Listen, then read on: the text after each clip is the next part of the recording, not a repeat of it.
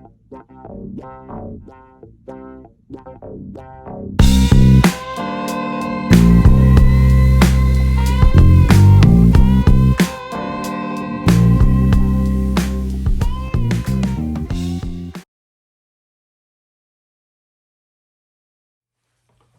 everybody in the vinyl community, this is Tim with the University of Vinyl, back with another video today. Today's video, we're going to focus on 21st century Bob Dylan. And just from the start, I want to warn you that we're not going to talk about any of the covers albums, including Shadows in the Night and the last triple album that came out, Triplicate. Also not going to talk about Together Through Life.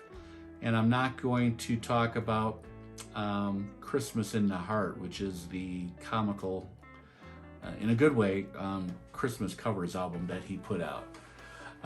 What we're going to talk about today are what I believe are the standout original albums that he has put out from 2001 all the way up to last year, 2020. So we're going to start and talk about Love and Theft.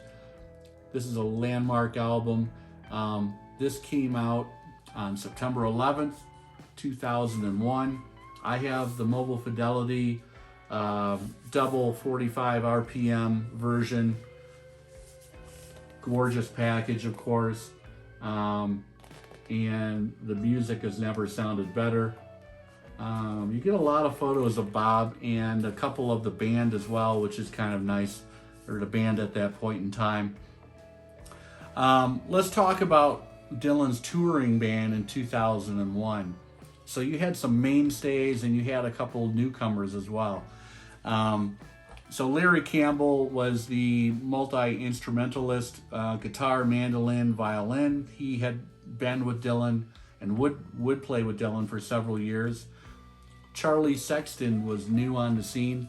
So Charlie Sexton from Austin, Texas was originally known as this teen phenom. He put a couple solo albums out, and he was supposed to be like the next prodigal son after Stevie Ray Vaughan. He had a hit with Beat So Lonely that came out in the 80s at some point in time. But Charlie Sexton is an awesome guitar player. He's still with Dylan as we speak right now. Tony Garnier on bass. Tony Garnier's been with Dylan for a long time. So the Never Ending Tour lineup, the Never Ending Tour started in 1988. And Tony Garnier, he wasn't there in the beginning, but he was soon on the scene, and he's been with Dylan ever since. He's basically the de facto band leader at this point in time. David Kemper on drums. David Kemper played with the Jerry Garcia band for many years, and in 2001 he was on this album. He would leave a year or two after this album came out, replaced by George Rasile, who has since been replaced by Matt Chambers more recently over the last couple of years. And then also on this album is a session player, Augie Myers, keyboard player. He put down some Hammond B3 and a little bit of accordion as well, apparently, according to the liner notes on this album. So what can we say about this album? He recorded this over 12 days in May of 2001.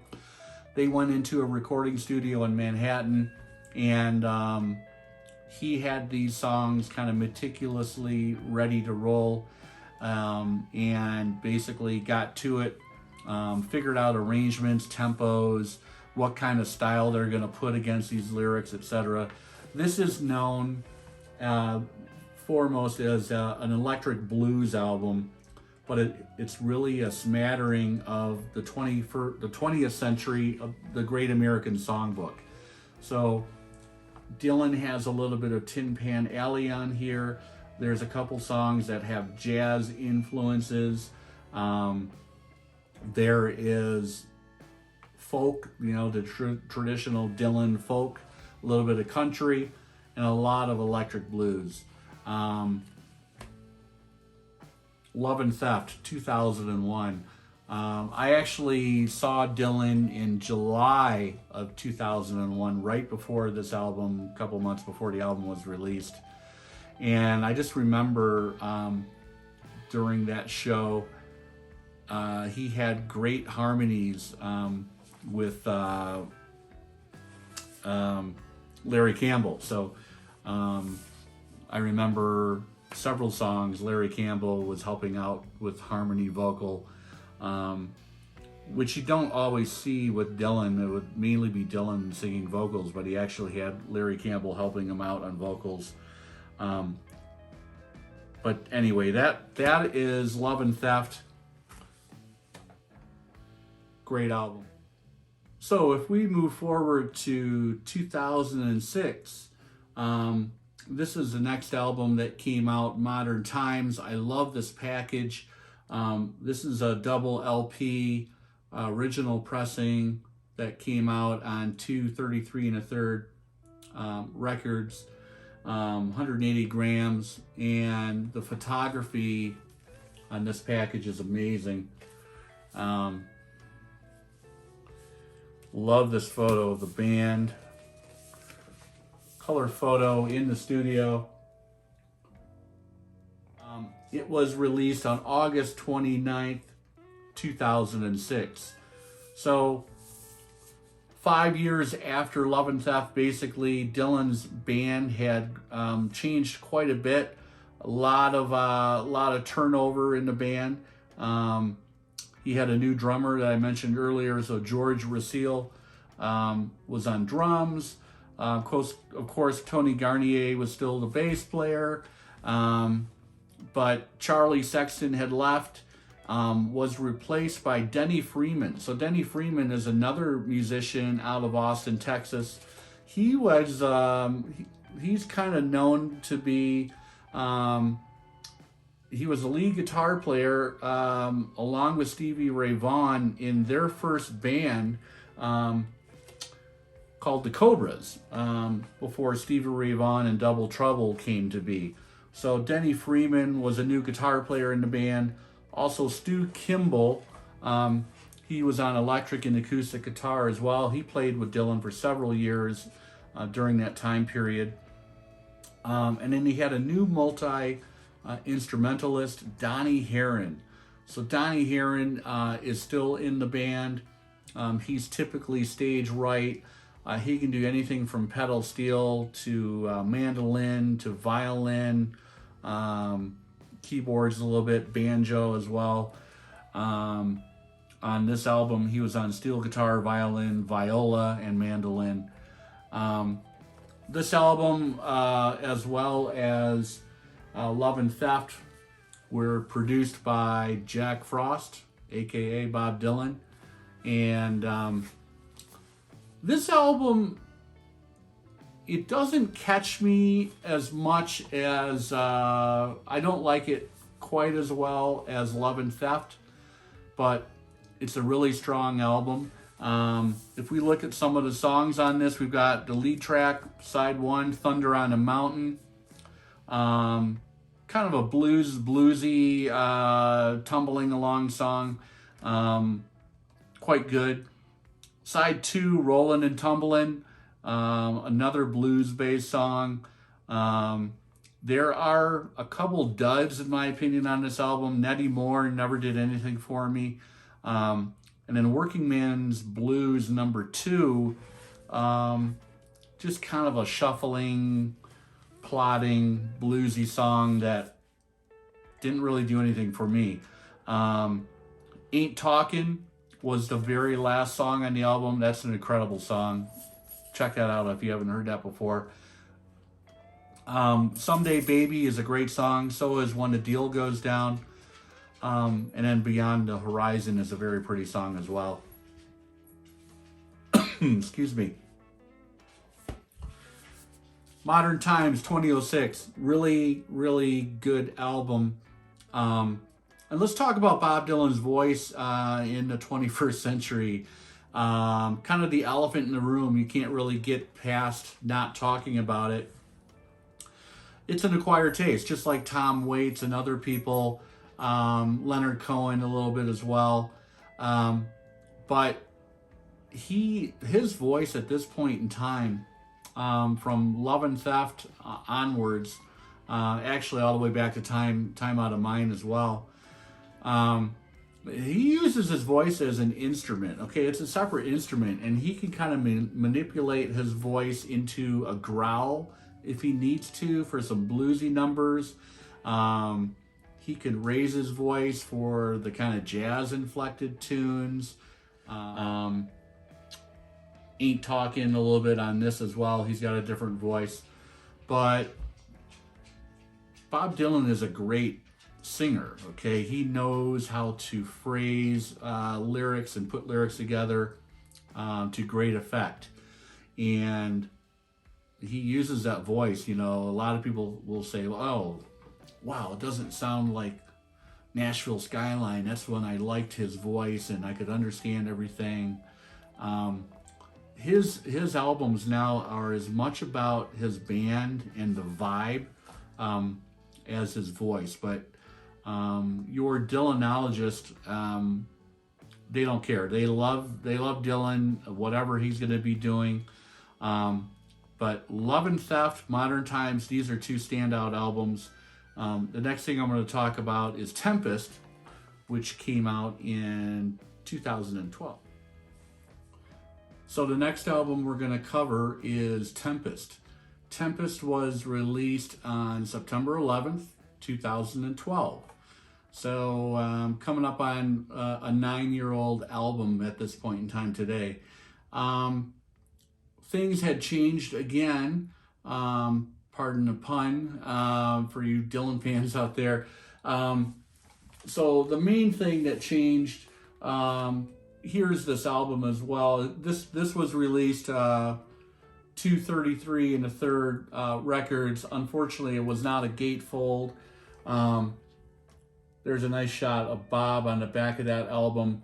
You know, the most recent Rough and Rowdy Ways, kind of a bummer. There was no Bob Dylan photography or photos of Bob on that package. But you've got a nice shot of him on the back cover right there. Back to what I was mentioning. So there was a little bit of a shuffle with the band again, his touring band. All these musicians appear on this album, along with David Hidalgo of Los Lobos. He was brought in, and he was brought in on Together Through Life as well. Added some accordion here and there, and maybe a little bit of guitar too, if I remember correctly. But anyway, what had changed on as far as the makeup of the band this time, Denny Freeman was gone and Charlie Sexton was back in. So Charlie Sexton is over here, standing next to Stu Kimball, and then there's George Rasile as well, still there on drums. You've got Garnier on bass, of course, and then Donnie Heron in the pale cowboy hat on the end there. But I love that band photo from this album. If we talk about the songs, this is a really strong album from Dylan and the band in 2012. So you had that opening Duquesne whistle. This was co-written with Robert Hunter of Grateful Dead lyricist fame. So that's something that they co-wrote and put out, just the opening track. Soon After Midnight is a good song. Narrow Way is a good rocker. And so is Long and Wasted Years. Very, very bluesy. Kind of harkens back to some stuff from Love and Theft and Modern Times as well. Pay and Blood. Really, really bluesy, hard rocking song. Early Roman Kings had a blues shuffle to it. Tin Angel is a good song. Roll on John. So Roll on John is the last track on the album. I believe this thing went to like 7 or 8 minutes long. And it is a tribute to John Lennon. Kind of out of left field, but it's a good song. So that is Tempest 2012. Nothing wrong with this album. Back to his voice. His voice on this album was probably at its gruffest point that I have heard, but again, he knows how to use it. It's like sandpaper in places, but it suits the lyrics and the song and the overall vibe of the song. And he uses it, as he needs to. Anyway, so that is Tempest from 2012. So that brings us up to last June 2020. Rough and Rowdy Ways, Bob Dylan out of nowhere in March. I think it was in late March, right during, the initial days of the whole national lockdown, the pandemic. Dylan drops a 17-minute long single on YouTube, Spotify, Apple Music called Murder Most Foul. And if you look at that song, and the mainstream press described it as such, it's a tribute. It's looking back at John F. Kennedy's assassination in 1963, and then kind of looking at history all the way from 63 up until the present day. If you listen to that song closely, he name checks a lot of different musicians, bands, etc. Anyone from the Eagles to Alicia Keys, etc. And it's just an amazing song. Fiona Apple actually played piano on it. That kind of came out after the fact. Details leak out of these sessions eventually.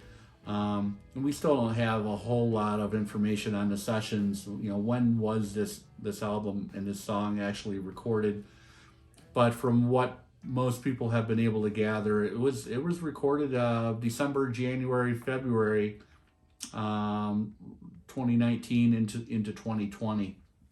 So very recent stuff.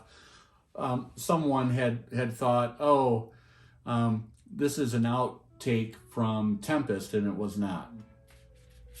So as far as the package is concerned, we don't get any pictures of Bob, but we do get some kind of old historical photos. It's a nice package. Let's talk about the band that was on this album and his touring band. So Dylan had a tour in 2019 before the pandemic, of course. I was lucky enough to be at the Denver show. It was in November of 2019. And that tour was getting rave reviews. So he had switched up his band a little bit again. Had redone arrangements as he always does on certain songs. Had added a couple songs to the set list. Lenny Bruce as an example that he hadn't played in years. And it was a great concert. Anyway, with the band at this point in time, Charlie Sexton's still there, of course. New guitar player, Bob Britt. So Bob Britt actually played, he's a session guitar player from, I think Bob Britt's from Austin as well. But he played a little bit all the way back on Time Out of Mind. He was on that album. Really good guitar player. Plays a Strat and a Telecaster. Donnie Heron, of course, is still there. So is, of course, Tony Garnier on bass. And new drummer, Matt Chambers. So, Matt Chamberlain, he played with Pearl Jam at one point in time. And he's an in-demand session player, over later period. But he has incredible feel, and did a really good job during that concert. And he's on this album. So anyway, back to Murder Most Foul. This came out in March, and then Dylan dropped two other singles. The next one was I Contain Multitudes, and this is not a recent photo. Some people were saying, oh, that's from 1999, but we do actually have a shot of Bob, which is kind of nice. But that is I Contain Multitudes. Really good song. And at that point in time, after Murder Most Foul and this song, you could go check out, the famous Dylan website, expectingrain.com, and the forums there. People were freaking out and like, oh, there's going to be an album. I can't believe it. At this point in time in 2020, after all of the cover albums, including Triplicate, the Christmas album, and, the last original was Tempest in 2012. So that was 8 years ago, right? At this point in time in the spring of 2020, a lot of people were saying, oh, he's done. He's not going to, I don't think we're going to get another album of originals out of Bob. But with these two singles and then a third, which was actually my favorite of the three, False Prophet, that came out, a week or 2 or 3 weeks later. All of these dropped, I think they all dropped on like a Friday night or a Thursday night at midnight on YouTube and all the streaming platforms. So when that happened, closely thereafter, there was an announcement. Yep, Bob Dylan is going to be releasing his umpteenth album called Rough and Rowdy Ways. It's going to be dropping in June. Vinyl is available in July. This is the standard. This came out on gold vinyl, I believe, and then I've just got black, 180 gram, of course, but I've got the black version. But if we look at some of these songs, this is an incredible album, and a lot of people picked this as in the top 5 of anything that was released last year in 2020. Crossing the Rubicon, Key West, Murder Most Foul takes up an entire side. I've made up my mind to Give Myself to You is a great song. So is Black Rider, very, very atmospheric. Goodbye Jimmy Reed is a nice little blues rave up. Harkens back to modern times and Love and Theft as well. My Own Version of You is a pretty song. Already talked about I Contain Multitudes and False Prophet. Don't know what else I can say about this, but it's great. And this kind of rounds out where we are today with Dylan. So I've covered Love and Theft, Modern Times, Tempest, and Rough and Rowdy Ways. If you kind of had written off Dylan and were maybe turned off by his voice, I urge you guys and ladies to go check it out on Spotify. You can listen to a couple tracks, but these heavyweight vinyl albums are the best way to listen to Dylan. That Love and Theft MoFi came and went quickly. I think there are only 3,000 copies of that issued. So I don't know if that's going to get a repress or not. You always wonder about MoFi. Yesterday, Blues for Allah, random email from MoFi in my inbox in the afternoon. Oh, we've got a repress. It's back available, Blues for Allah. And, I didn't check my email, or this was on my personal email. Didn't check my email until the evening. And of course the thing had been sold out again, which is a bummer because I want to get that. But I digress. Anyway, this is an assessment of Dylan in the 21st century. Hope you enjoyed it. give him a shot if you haven't heard, his more recent albums going back the last 20 years. Well worth your time. It holds its own weight with, in my opinion, any of the stuff that he did in the mid 70s, going back all the way to the mid 60s, Highway 61. A lot of the songs on Love and Theft, Modern Times, they could have fit on those albums. There is a podcast or two that I will drop the info in below for you guys to check out if you want to dig further on these. But for now, thanks a lot for watching, and hope everyone has a great weekend.